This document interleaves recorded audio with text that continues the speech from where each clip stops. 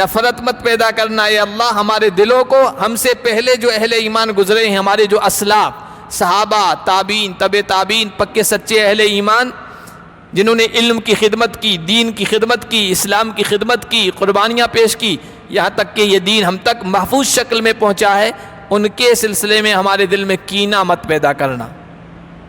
یہ بہت اہم خوبی ہے اور بہت اہم چیز ہے۔ آج بہت سارے لوگ جو پہلے اہل ایمان گزرے، عام اہل ایمان تو دور کی بات ہے، بڑے بڑے علماء، بڑے بڑے ائمہ، یہاں تک کہ صحابہ جن کے بارے میں اللہ نے فیصلہ کر دیا میں ان سے راضی، وہ مجھ سے راضی، تم کون ہوتے بولنے والے ان کے بارے میں؟ ان کے بارے میں بھی لوگ بول دیتے ہیں، تنقید کر رہے ہیں، اعتراض کر رہے ہیں، بے ادبی کر رہے ہیں، بے محابہ ان کے بارے میں جو چاہے بول رہے ہیں، اور لوگ ان سے متاثر ہو رہے ہیں۔ قبلہم یحبون من ہاجر الیہم ولا یجدون فی صدورہم حاجة مما اوتوا ویؤثرون علی انفسہم ولو کان بہم خصاصہ ومن یوق شح نفسہ فاولئک هم المفلحون۔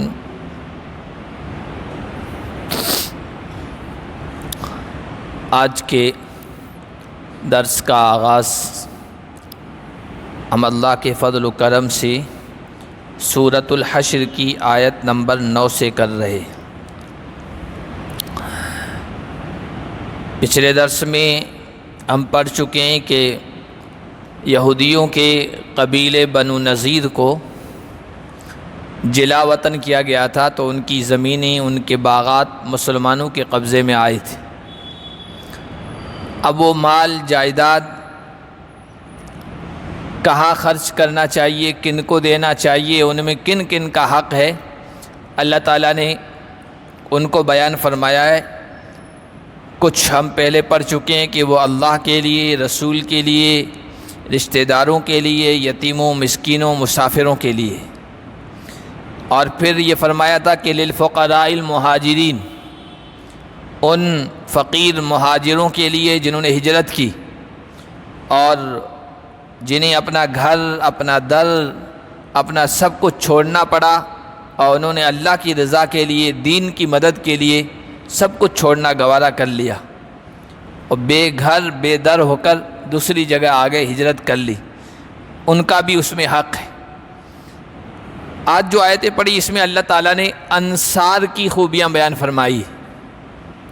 وہ لوگ جو گھر در سب کچھ چھوڑ کر مدینہ میں آئے تھے، تو مدینہ کے جو باشندے تھے انہوں نے کھلے دل کے ساتھ ان کا استقبال کیا، انہیں خوش آمدید کہا، اور ان کے لیے سب کچھ، ہمارے ہاں کہتے ہیں پلک پاؤنے بچھا دیے، وہ سب کچھ بچھا دیا، جو کچھ خرچ کرنا تھا ان کے لیے سب کچھ کر دیا۔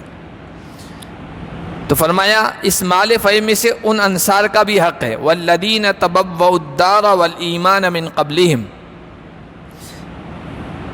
اور وہ لوگ جنہوں نے دار یعنی گھر کو اور ایمان کو اپنا ٹھکانہ بنا لیا تھا، یعنی مدینے میں پہلے سے آباد تھے، اور ایمان کا ٹھکانہ بنا لیا، یعنی جن کے دل میں ایمان اتر چکا تھا مہاجرین کے ہجرت کرنے سے پہلے۔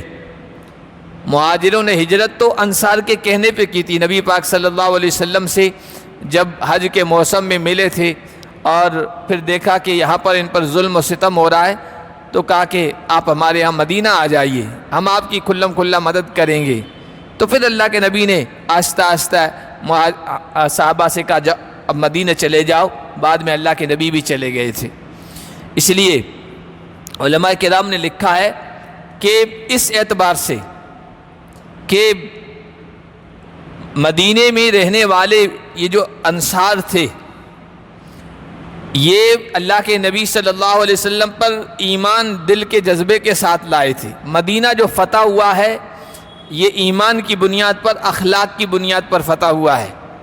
اس اعتبار سے مکے پر بھی مدینے کو فضیلت حاصل ہے۔ مکہ تلوار کے زور پہ فتح ہوا ہے، طاقت کے بل پر فتح ہوا ہے، لیکن مدینہ اخلاق کی تلوار سے اور ایمان کے نور سے فتح ہوا ہے۔ اس کے علاوہ مدینے کو اس اعتبار سے بھی فضیلت حاصل ہے کہ اس دھرتی پر سب سے پہلے خلافت اسلامی حکومت جو قائم ہوئی ہے وہ مدینے کی دھرتی میں قائم ہوئی ہے۔ تو فرمایا کہ جنہوں نے گھر کو یعنی مدینے کو ٹھکانہ بنا لیا تھا اور ایمان جن کے دلوں میں اتر چکا تھا ان سے پہلے مہاجرین سے پہلے، ان کو بھی اس میں سے دیا جائے، ان کا بھی حق ہے مال فے میں سے۔ یحبون من ہاجر الیہم، انصار کی 4 خوبیاں یہاں بیان فرمائی۔ ایک تو یہی کہ مدینے میں آ کے مدینے میں وہ بس رہے تھے اور ایمان کو اپنے دلوں میں اتار لیا تھا۔ دوسری خوبی یحبون من ہاجر الیہم، وہ محبت کرتے ہیں ان لوگوں سے جو ان کے پاس ہجرت کر کے آئے۔ آپ دیکھیے عام طور پر کوئی باہر سے آ کر کسی بستی میں آباد ہوتا ہے نا، اس بستی والے اس کو دل سے پسند نہیں کرتے۔ باہر سے آ کر کسی بستی کا باشندہ بن جائے بستی والے جلدی قبول نہیں کرتے، دل سے پسند نہیں کرتے ہیں۔ لیکن یہ انصار کی خوبی تھی کہ مکہ سے جتنے بھی لٹے پٹے لوگ آئے ہیں دل سے انہوں نے محبت کی، دل سے انہوں نے چاہا اور دل سے انہیں قبول کیا، اس جذبے کے ساتھ کہ آئندگان رحمت باشندگان زحمت، یہ بیچارے پریشان ہو کر یہاں آئے ہیں، یہ اللہ کی رحمت لے کے آئیں گے، اللہ کی رحمت کا باعث بنیں گے۔ انہوں نے انہیں خوش آمدید کہا، دل سے چاہا۔ اور دوسری چیز وَلَا يَجِدُونَ فِي صُدُورِهِمْ حَاجَةً مِّمَّا أُوتُوا، جو کچھ مہاجروں کو دیا جاتا ہے یا دیا گیا اس کے سلسلے میں اپنے دل میں کوئی تنگی محسوس نہیں کرتے۔ حالانکہ انصار نے ٹھکانہ دیا، یہ ٹھکانہ دینا کوئی آسان بات نہیں تھا۔ آج کل کے حساب سے کہیں نا کہ دنیا میں اگر کوئی موسٹ وانٹیڈ ہے یا آج کل کے کافروں اور اسلام دشمنوں کی نگاہ میں دہشت گرد ہے، سب سے بڑا دہشت گرد، اس کو اگر کوئی ٹھکانہ دے اس کا انجام کیا ہوتا ہے آپ کو پتہ ہے سب کو، 20 سال جنگ جھیلنی پڑتی۔ اس وقت پورے عرب اور کفار کی طاقت کو چیلنج کر کے نبی علیہ الصلوۃ والسلام اور ایمان والوں کو ٹھکانہ دینا، یہ پورے عرب سے دشمنی مول لینا تھا۔ لیکن انصار نے یہ دشمنی مول لی، اس چیلنج کو قبول کیا اور ٹھکانہ دیا۔ اور ٹھکانہ دینے کے بعد صرف اتنا نہیں بلکہ اپنا سب کچھ شیئر کر دیا، مال جائیداد باغات گھر، یہاں تک کہ یہ کہا کہ کوئی شادی شدہ نہیں تھا مہاجرین میں سے تو کسی کی 2 بیویاں تھیں انصار کی، کہتے ہیں میں ایک کو طلاق دے دوں گا، وہ عدت گزار لے، تم اس سے شادی کر لینا، تمہیں کون سی چاہیے میں اس کو طلاق دے دیتا ہوں، وہ عدت گزارے گی اور پھر اس کے بعد تم شادی کرنا۔ تو مہاجر کہتا نہیں بھائی میں طلاق دلوانے کے لیے نہیں آیا۔ لیکن انصار کا جذبہ دیکھیے، سب کچھ انہوں نے ان کے لیے خرچ کرنے کے لیے تیار ہو گئے تھے۔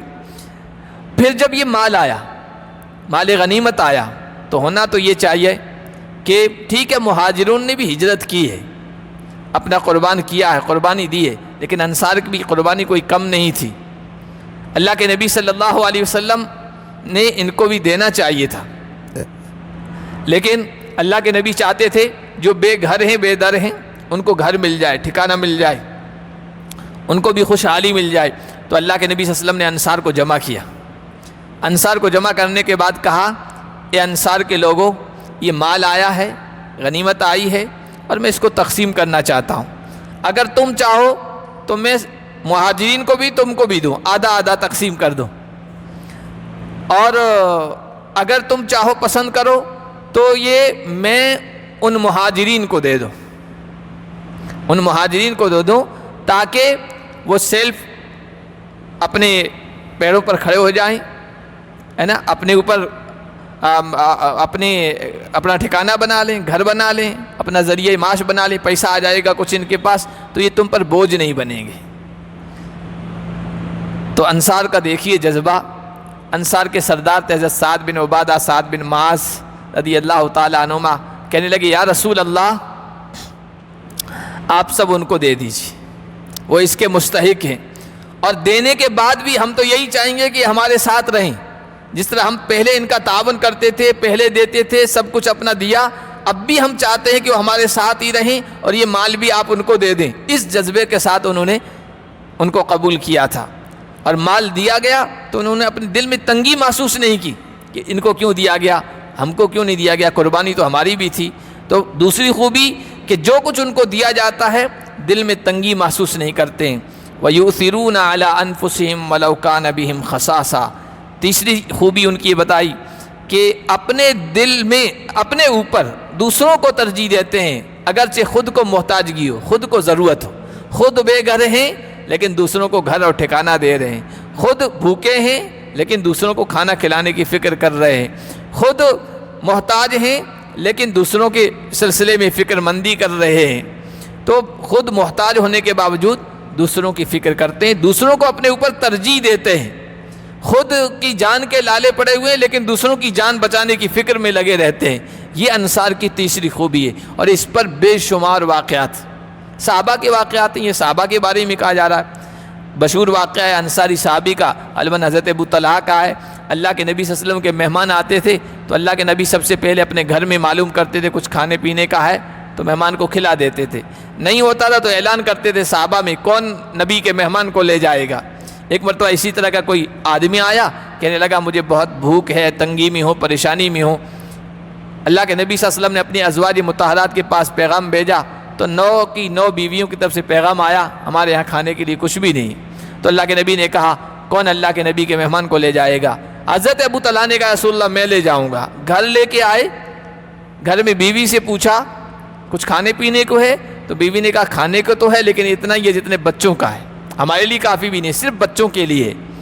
تو کہنے لگے کہ پھر کیا ہوگا؟ تو بیوی بھی ایمان والی تھی، سخاوت والی تھی، بڑے دل والی تھی، کہنے لگی کہ اچھا میں ایسا کرتی ہوں کہ بچوں کو تھپکی دے دے کر سلا دیتی ہوں، وہ بھوکے سو جائیں گے، اور اللہ کے نبی کے مہمان کے ساتھ تم بیٹھ جانا، کھانا رکھ دوں گا، تم دونوں ایک ساتھ بیٹھ جانا، اور میں چراغ جو جل رہا ہے، بتی جو جل رہی ہے، اس کو ٹھیک کرنے کے بہانے سے اٹھوں گی اور اس کو گل کر دوں گی، بجھا دوں گی، پھر تم اندھیرے میں کھانا مت، اللہ کے نبی کو ہی کھانے دینا تاکہ ان کا پیٹ بھر جائے۔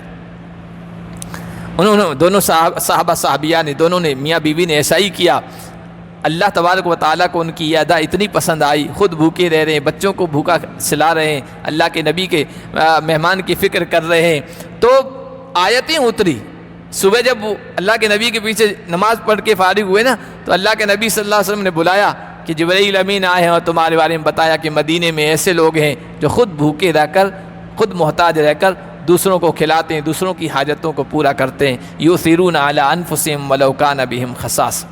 حضرت عبداللہ ابن عمر کہتے ہیں کہ ایک مرتبہ کسی ایک گھر سے مدینے میں سری تھی تو سری نکلی، تو گھر والے کی فکر ہوئی کہ میرا پڑوسی ہے وہ مجھ سے زیادہ محتاج ہے تو ان کے یہاں بھیج دیتا ہوں۔ وہ سری ان کے یہاں گئی، ان کے گھر پہنچی تو انہوں کو یہ فکر ہوئی کہ میرے پڑوسی جو ہے نا وہ مجھ سے بھی زیادہ محتاج ہے اس کا، تو اس نے دوسرے گھر بھیج دی، دوسرے نے تیسرے گھر، 7 گھروں پہ چکر لگا کے جہاں سے وہ سری نکلی تھی وہیں آ گئی۔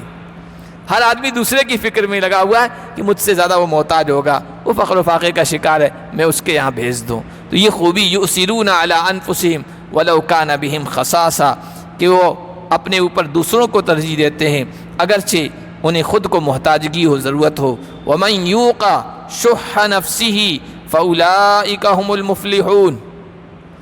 یہ جو چیزیں ہیں نا باہر سے آنے والوں کو قبول کرنا، لوگ جلدی قبول نہیں کرتے ہیں۔ اب یہ بیچارے آئے ہیں روہنگیا والے، ہے نا، باہر سے لٹے پٹے ہیں، لیکن کون قبول کرتا ہے ان کو؟ باقاعدہ مہم میں چلائی جا رہی ہے، ان کو بھگاؤ، ان کو مت آنے دو، جلدی قبول نہیں کرتے ہیں لوگ۔ تو لیکن یہ لوگ انصار ایسے تھے کہ جو دل سے چاہتے تھے، ان کو پسند کرتے تھے، اور اگر ان کو دیا جا رہا ہے خزانے میں سے، مال میں سے، تو تنگی محسوس نہیں کرتے، کوئی بات نہیں، ہمیں نہیں مل رہا ہے، ان محتاجوں کو تو مل رہا ہے، ضرورت مندوں کو مل رہا ہے۔ تیسری چیز، خود بھوکے رہ کر، خود پیچھے رہ کر ایثار کرتے ہیں۔ ایثار کا مطلب یہی ہے، خود کو پیچھے رکھنا اور دوسروں کو دینا اور دوسروں کو نوازنا۔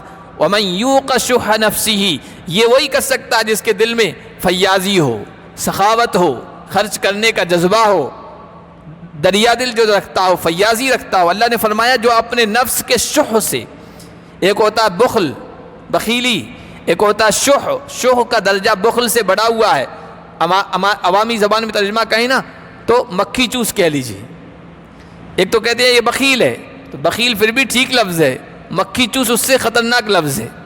تو شح کا لفظ ترجمہ یہ ہوتا ہے خود غرض انتہائی، خود غرض انتہائی بخیل انسان جو اپنے نفس کے بخل سے بچا لیا گیا، تو ایسے لوگ ہی کامیاب ہیں. اس لیے کہ شح جو ہے نا، خود غرضی، انتہائی درجے کا حرص، انتہائی درجے کی لالچ، یہ بربادی کی طرف انسان کو لے جاتا ہے، یہ تباہی کی طرف انسان کو لے جاتا ہے. اور سارے جھگڑے، سارے فسادات، سارے نزاعات آپ دیکھیں گے نا تو اس میں یہ چیز نظر آئے گی. اس لیے نبی پاک صلی اللہ علیہ وسلم کی ایک حدیث ہے، فرمایا لا یستمیع الایمان والشح فی قلب عبد ابدا. پکے سچے مومن کے دل میں کبھی بھی ایمان اور شح، بخل، آخری درجے کی بخیلی و خود غرضی، یہ کبھی جمع نہیں ہو سکتے. کامل ایمان ہو، بخیل بھی ہو، یہ ایسا نہیں ہو سکتا ہے. اور فرمایا ایاکم والظلم فإن الظلم ظلمات یوم القیامہ. اے لوگو ظلم سے بچو، اس لیے کہ یہ ظلم کل قیامت کے دن اندھیری بن کے آئے گا، پریشانی کا باعث بنے گا. اور آگے فرمایا واتقوا الشح، شح سے بچو، خود غرضی سے بچو، بخیلی سے بچو. فإن الشح أهلك من كان قبلكم. اس لیے کہ تم سے پہلے جو لوگ گزرے ہیں، جو قومیں گزری ہیں نا، ان کی ہلاکت، تباہی اور بربادی کا باعث یہی شح، خود غرضی، حرص اور لالچ بنی ہے. حملهم على ان سفكوا دماءهم واستحلوا محارمهم. اسی شح نے، بخیلی نے، خود غرضی نے ان کو اس بات پر آمادہ کیا کہ انہوں نے دوسروں کا خون بہایا، حرام کردہ چیزوں کو حلال کر دیا. امرهم بالظلم فظلموا. دوسری روایت میں ہے اسی خود غرضی بخیلی نے ان کو ظلم پہ آمادہ کیا، لوگوں پر انہوں نے ظلم کیا. امرهم بالفجور ففجروا. گناہ پر ان کو آمادہ کیا اور پھر انہوں نے گناہ کیا. وامرهم بالقطیعۃ فقطعوا. اسی خود غرضی نے لوگوں کو، پچھلے لوگوں کو، گزشتہ قوموں کو قطع رحمی پر، رشتہ داری توڑنے پر آمادہ کیا. انہوں نے رشتہ داریوں تک کو توڑ دیا اور رشتہ داری کا پاس و لحاظ نہیں کیا.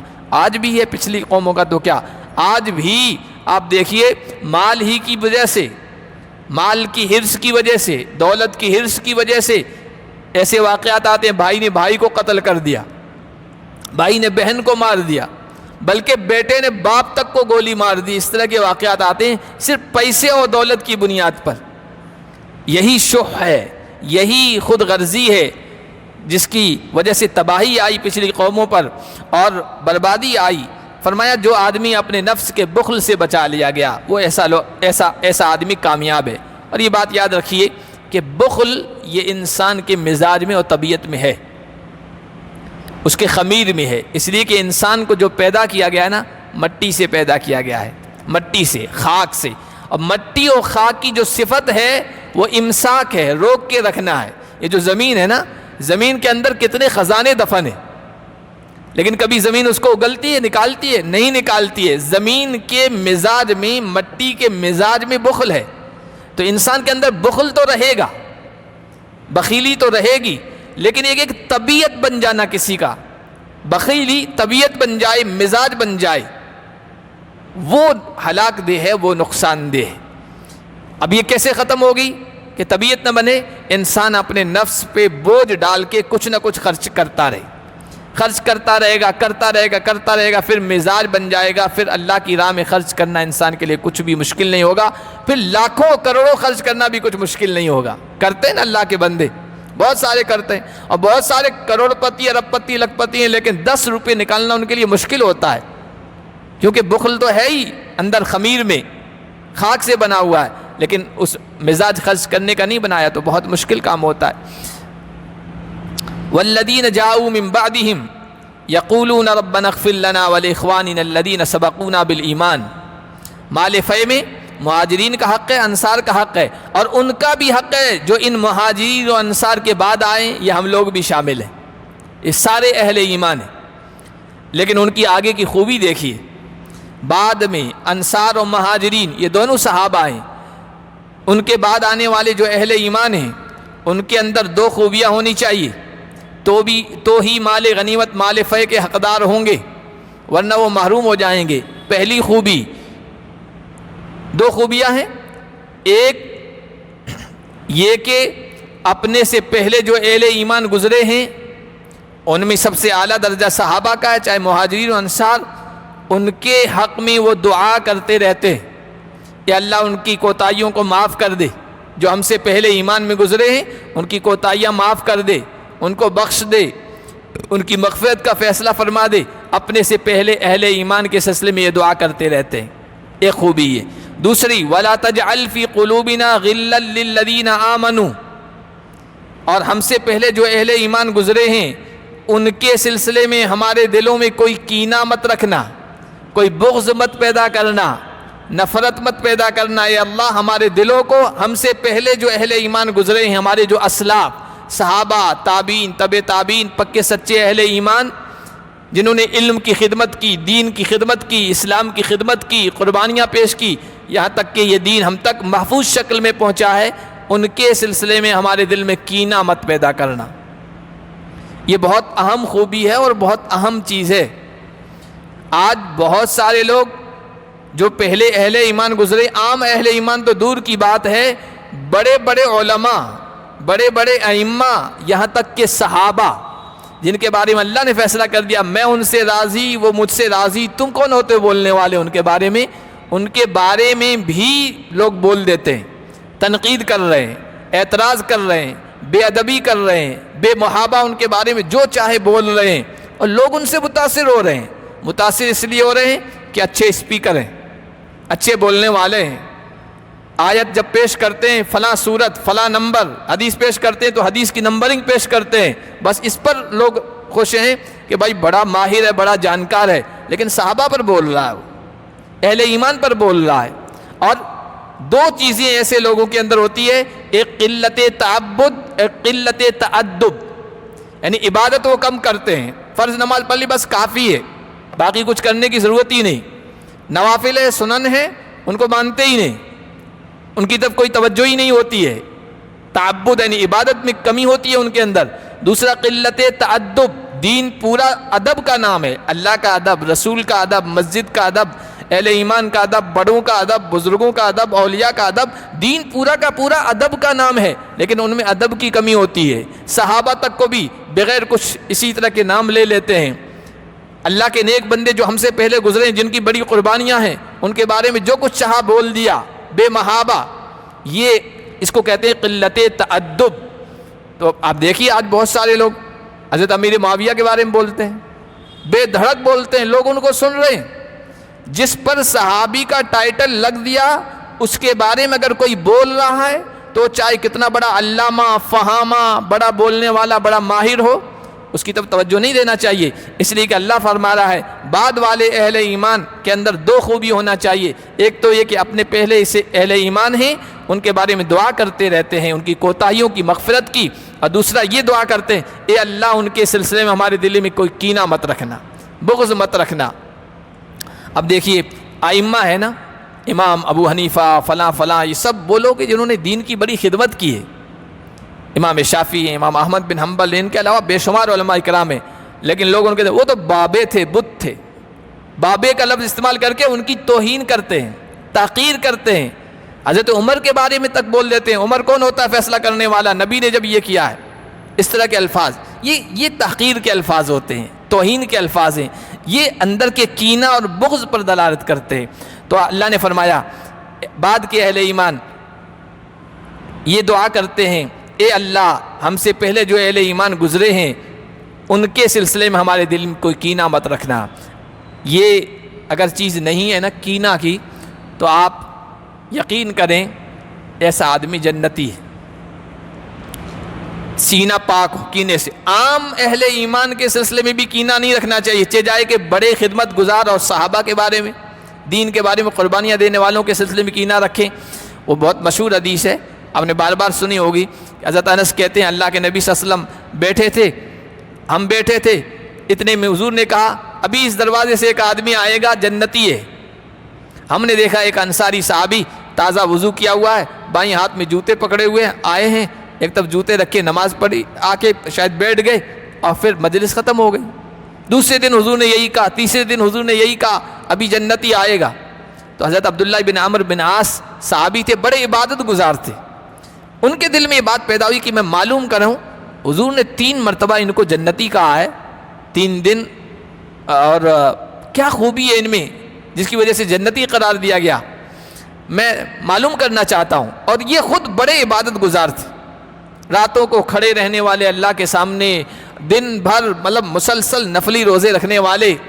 ان کے والد کو کہنا پڑا تھا حضور سے کہ حضور موقع نکال کر بیٹے کو سمجھاؤ، شادی ہوئی تھی توجہ نہیں دے رہے تھے، تو حضور نے کہا میں کسی موقع پہ آؤں گا موقع نکال کے، اور پھر آ کے سمجھایا تھا، عبداللہ تمہاری آنکھ کا بھی حق ہے، تمہارے جسم کا بھی حق ہے، تمہارے مہمانوں کا بھی حق ہے، تمہاری بیوی کا بھی حق ہے، اس طرح مت کرو، اتنی زیادہ عبادت مت کرو۔ اتنے زیادہ عبادت گزار تھے، تو ان کے دل میں عبادت، کوئی ایسی عبادت کرتے ہوں گے جس کی وجہ سے جنتی قرار دیے جا رہے۔ معلوم کرنا چاہتا ہوں، بہانہ بنا کے ان کے گھر گئے اور کہا کہ میں آپ کے گھر رہنا چاہتا ہوں، اپنے گھر میں نہیں جانا چاہتا ہوں، پیچھے گھر والوں سے کچھ اختلاف ہو گیا ہے۔